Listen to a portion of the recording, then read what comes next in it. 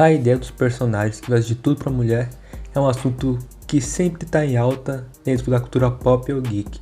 E agora nesse vídeo eu irei dar alguns exemplos de personagens que são simplesmente apaixonados, obcecados, movidos por amor, ou ilusão de amor que ultrapassa qualquer limite moral, ético ou até lógico.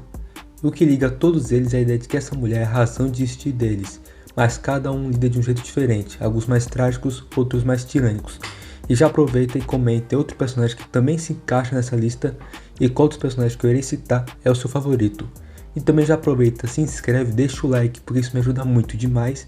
E se você está interessado em produtos diferenciados, dá uma olhada na bio do canal ou na descrição desse vídeo. Meu nome é Matheus Molinari, você está no canal Molinari Geek.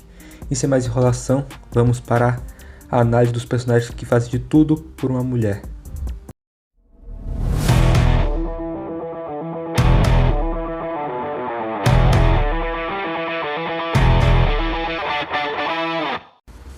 Começando pelo Kizaki Teta, do anime e mangá de Tokyo Revengers. Ele é talvez o mais manipulador da lista. O cara não é só apaixonado pela Hinata, ele constrói toda a vida dele em cima dessa obsessão, como a gente pode ver todo o decorrer do mangá.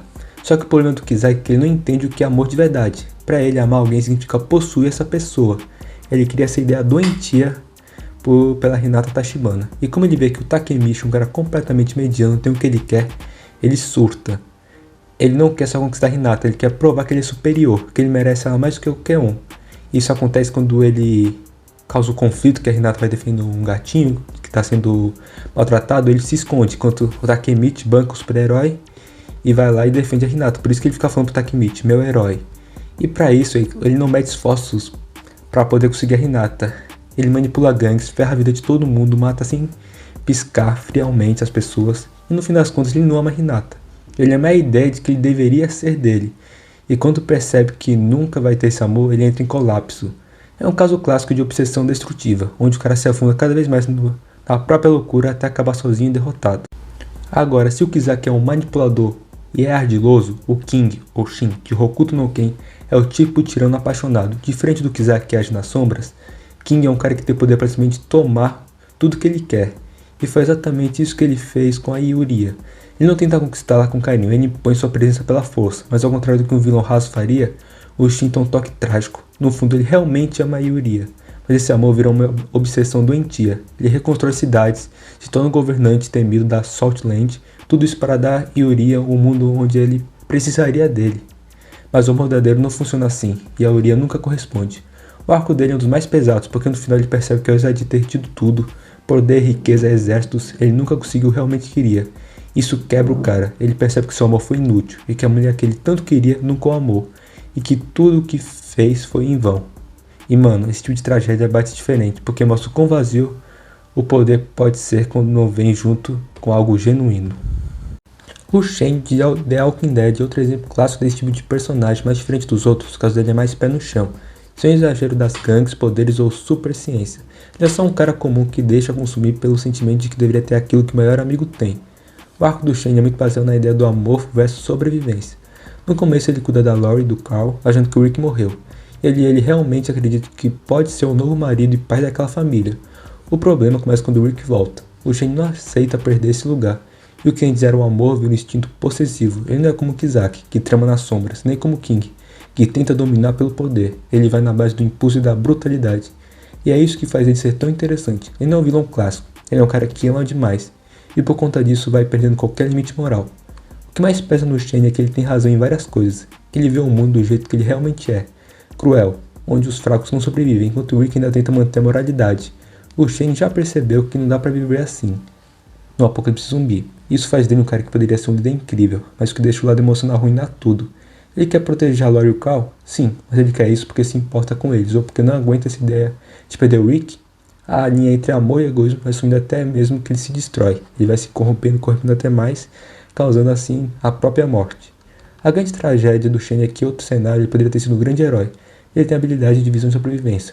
Mas o que mata ele é a obsessão. No momento que ele resolve que o Rick é um obstáculo, ele já está morto. Porque ele para de pensar no grupo, para de pensar no que realmente importa e se deixa de levar pelo sentimento de posse. No final, o Shen não morre só pelas ações do Rick. Ele morre porque nunca conseguiu aceitar como não girava em torno do que ele queria. Lembrando que nas HQs o Shane morre bem rápido, tipo, no primeiro volume ele já morre, enquanto na série tem todo aquele desenvolvimento dele no arco da fazenda que é muito melhor e muito mais bem construído.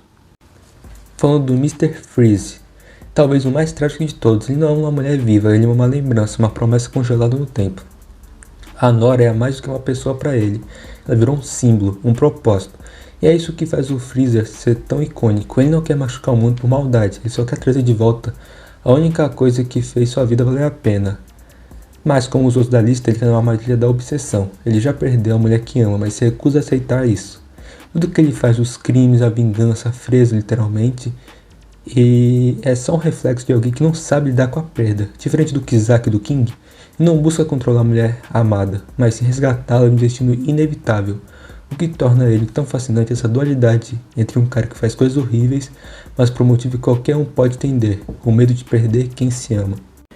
E para finalizar, o Thanos das HQs se encaixa nesse tema, e talvez seja um dos exemplos mais insanos disso. Enquanto a maioria dos personagens obcecados por uma mulher faz de tudo para ter essa mulher ao lado deles, o Thanos leva isso para um nível completamente cósmico. Ele literalmente mata metade do universo para impressionar a morte. Sim, na versão original dos quadrinhos, o Thanos não faz o estalo porque quer o equilíbrio do universo, como no MCU.